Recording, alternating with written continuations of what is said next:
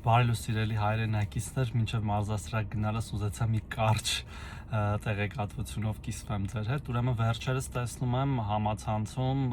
որոշ քաղաքներում մեծ պաստառներ են փակցված, որի վրա գրված է պահանջում են կենսաթոշակների 50% բարձրացում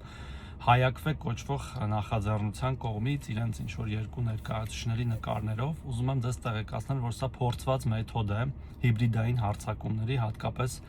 ընտրություններից առաջ, նույն բանը կիրառվել է Մոլդովայում վերջերս նրանց ընտրություններից առաջ հայտնի շրջանակների կողմից։ Այդ 50% բարձրացումը մեր պետական բյուջեի վրա մոտավորապես կարող է նստել 100 միլիարդ դրամ, որը ավելցուկով իհարկե չկա բյուջեում, որտեղ բոլոր ծախսերը բաշխված են, սոցիալական ոլորտի մեր համակարգի ծախսերը մոտավորապես 1 տրիլիոն դրամ են,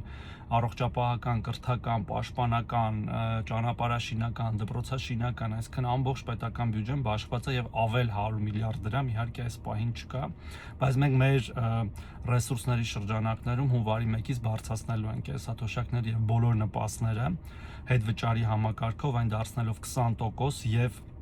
ոչ ավել իհարկե քան 10,000 դրամը եւ դա շարունակական գործընթաց է լինելու, կոչ եմ անում չտրվել այս հարձակումներին հիբրիդային fake տեղեկություններով, fake ուժերի կողմից եւ լինել աչալուրջ, որտեվ մենք շատ թափանցիկ ենք ձեր հետ մեր աշխատանքներում, որևէ բան ձեզնից չենք թաքցնում եւ անիրատեսական խոստումներ էլ չենք տալիս ենք իրատեսական խոստումներ, որոնք կատարում ենք։ Շնորհակալություն, լավ եղեք։